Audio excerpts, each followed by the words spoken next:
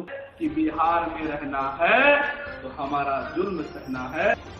इसी बिहार में दरोगा का मर्डर होता है, पत्रकार हत्याकांड आपके रानीगंज में जिससे बर्बरता से हुई और इस पर आवाज उठाओ तो जेल मिलेगा। बापू का 3 बंदर बन के रहो। नमस्कार, आदाब, आप देख रहे जनता बिहार न्यूज में आपका दोस्त एमडी दिलदार अकबर। दोस्तों, अभी हम उपस्थित है अररिया डिस्ट्रिक्ट के सोनापुर चपरवा आवास, जो कि रहमत अली जी के आवास पर हम मौजूद है। रहमत अली अभी बहुत चर्चाओं में बने हुए हैं। रहमत अली AIMIM ऑल इंडिया मजलिस इत्तेहादुल मुस्लिमीन के जिला अध्यक्ष है और अभी ये महज कुछ दिनों पहले ही जेल से आया है। लगभग 4 महीने की सजा काट कर आया है। ऐसा उस दिन क्या हुआ था जो इनको 4 महीने तक जेल में रहना पड़ा? आइए हम सीधे जानते हैं रहमत अली जी से। सर, जनता बिहार न्यूज में आपका स्वागत है। जी, बहुत बहुत धन्यवाद आप लोगों का, जो आप लोग हमारी बात जनता तक पहुंचाने के लिए हमारे पास आए हैं। सर, ऐसा उस दिन क्या हुआ था जो रहमत अली को जेल जाना पड़ा? देखिए, जब सत्ता में बैठे दुर्योधन हो तो किसको जेल जाना पड़ सकता है, किसको फांसी लगेगी, ये कहना मुश्किल है। क्योंकि यहाँ पर आप स्पष्ट रूप से आप देख रहे हैं कि ये जो सरकार अभी है नीतीश कुमार जी की, ये कागज और पेन पर चलाने वाली सरकार है, ये गरीबों की सरकार नहीं है। अब ये सरकार गुंडों की सरकार हो गई है। ये सरकार जो है सामंतवादियों की सरकार हो गई है। जिनके खिलाफ इनकी लड़ाई थी उनकी ही विचारधारा में अब आकर ये राजनीति कर रहे हैं और ये राजनीति पे दबे कुचलों और मजलूमों की आवाज़ उठाने वाले आवाज़ को ये कुचलने का काम करते हैं।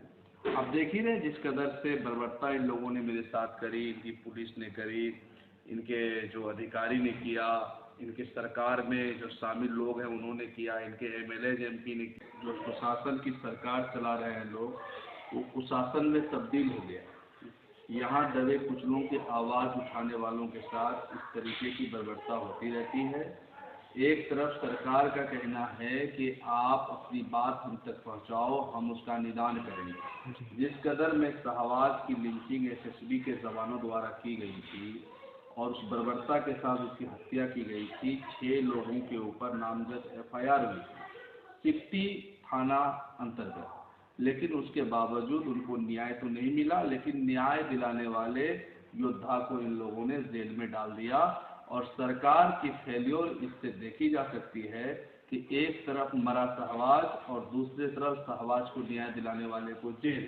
तो ये है मुख्यमंत्री जी और ये जो सरकार का ये खेल है, ये लोगों को समझ में आ गया है। तो एक बड़े शायर ने कहा था कि जिस तबाही से लोग बचते थे वो सरेआम हो रही है अब। जिस तबाही से लोग बचते थे वो सरेआम हो रही है अब।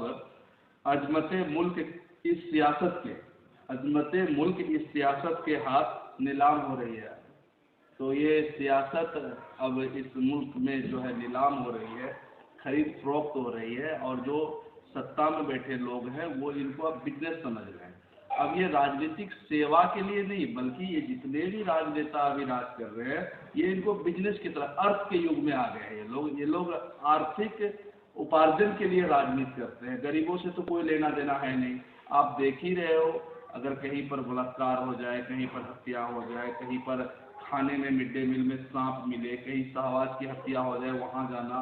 तो MIM हमेशा से मजलूमों के साथ खड़ी रहती है। सरकार की जो ये नीतियाँ हैं वो हम लोगों के प्रति उसमें मन में खोट आया और ये निरंकुश होकर इस तरीके की अरूल जुलूल कार्रवाई किए। यहाँ तक कि मैं जिस तरीके से मुझे यातनाएं झेलनी पड़ी, जिस तरीके से इन लोगों ने मेरे साथ साजिश किया, हालांकि जो साजिश किया वो साजिश का तो पर्दाफाश हो चुका है। हम तो क्या कहें, आपको भी यकीन नहीं हो रहा होगा जिस घटना में मुझे जोड़ा गया है वो सही होगा, ये तो उनको खुद कर रहे हैं।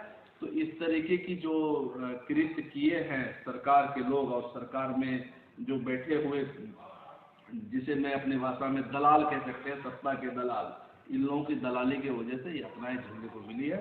लेकिन कोई बात नहीं, न्यायपालिका पर मेरा भरोसा पहले भी था, अब भी है और इंशाल्लाह आगे भी रहेगी।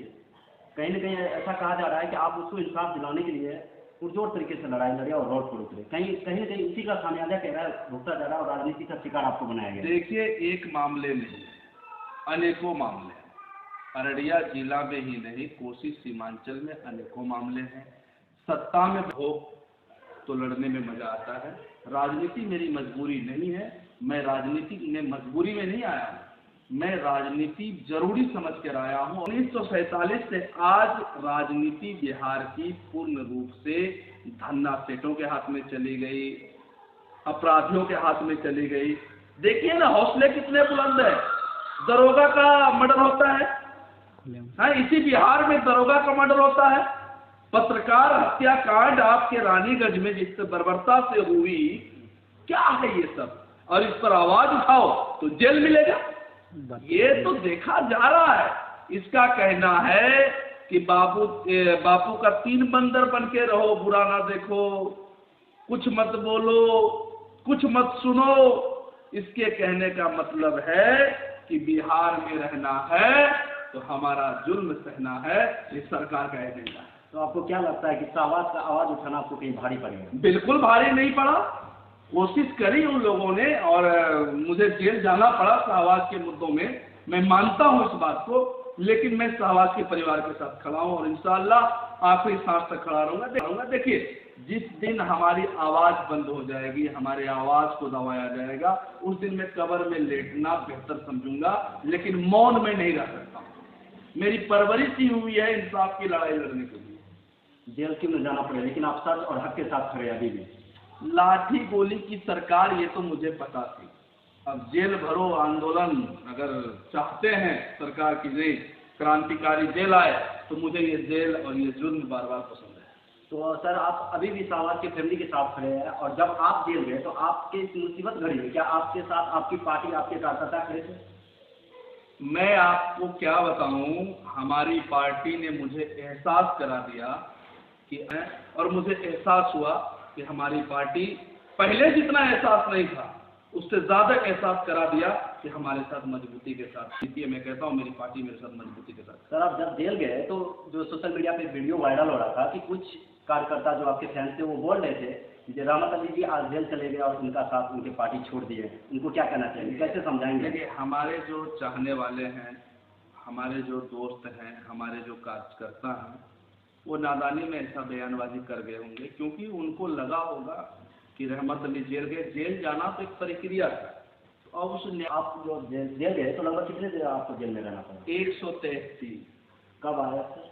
मैं 12 तारीख की शाम को मैं जेल से आया। आप जेल जाने में कहीं न कहीं शाहबाज का मैटर अहम रहा। तो सर, शाहबाज के मामले में जिन जिन लोगों पर FIR हुई थी, उनके ऊपर कोई कार्रवाई हुई है सर? ये पूछिए ना सरकार में बैठे हुए लोगों से, सरकार के लोगों से पूछिए कि शाहबाज की जो लिंचिंग हुई, कांड संख्या 107 60 थाना अंतर्गत दर्ज कराया गया, उनमें कार्रवाई क्यों नहीं है? पूछिए उन लोगों से, बयान लीजिए उन लोगों को। कहिए ये मेरी ही लड़ाई नहीं है, ये तो तमाम उन नेताओं की लड़ाई होनी चाहिए, सीमांचल की लड़ाई होनी चाहिए, मजलूमों की लड़ाई होनी चाहिए जो राजनीति से ताल्लुकात रखते हैं। जिनके ऊपर FIR हुई वो जेल नहीं जा पाए। बिल्कुल, जो हक की लड़ाई लड़े वो खुद जेल चले गए। ये ऐसा होता है कभी कभी। आप ही कुआं खोदे, आप ही पर पानी हराम होगा, ऐसा हुआ है। अब देखिए ना, अंग्रेजी जब शासन थे, अंग्रेज जब यहाँ शासन कर रहे थे, तो आप कपड़ा बुनते थे और अंग्रेज पहनते थे, आप कुआं खोदते थे, अंग्रेज पानी पीते थे, आप जो है सब्जी लगाते थे, अंग्रेज खाते थे, आप भैंस पालते थे। तो होता है जब शासक गलत हो, जब शासन में बैठे हुए लोग दुर्योधन की मानसिकता रखती हो, तो इस तरीके की वारदात लाती है। सर, एक आखिरी सवाल, जो आपके कार्यकर्ता जो फैंस हैं उनके लिए आपको कुछ बोलना हो, अभी कुछ मैसेज देना हो? देखिए, मैं तो अपने कार्यकर्ताओं को यही कहूँगा कि नई जोश, उमंग, वतन के अंदर जो जुनून था उनको आप दोहरे गति में लाइए, उनको बढ़ाइए और अपने संगठन को मजबूत कीजिए। आने वाले समय में लोकसभा का चुनाव है, उसके लिए क्षेत्र को तैयार कीजिए। फिर 25 की लड़ाई बाकी है, 24 में जो भी झांकी है, इसको तैयारी के साथ आप अच्छी कामयाबी हासिल कीजिए और 25 के लिए जुट जाइए। और कोशिश सीमांचल से जो भी आप ज़्यादा से ज़्यादा MLA जिता कर भेजे, ताकि आपके लिए वो आवाज़ बुलंद कर सके सदन में, उनके लिए काम करे। तो इनके लिए मैं कार्यकर्ताओं को कहूँगा कि बिल्कुल एक्टिव हो जाइए। आपकी पार्टी MIM ही आपकी अपनी पार्टी है और आप तो आज़ादी फील ऐसे भी कर रहे होंगे, फिर भी मैं कहता हूँ कि पार्टी आपके साथ खड़ी, आप खड़े रहिए। जी, तो हमारे साथ ये थे रहमत अली, जो कि AIMIM ऑल इंडिया मजलिस इत्तेहादुल मुस्लिमीन के अररिया डिस्ट्रिक्ट प्रेसिडेंट थे। आप उन्हीं की कहानी, उन्हीं की जुबानी सुन रहे थे। कैमरामैन सोनू के साथ मैं एमडी दिलदार अलबक, जनता बिहार न्यूज़।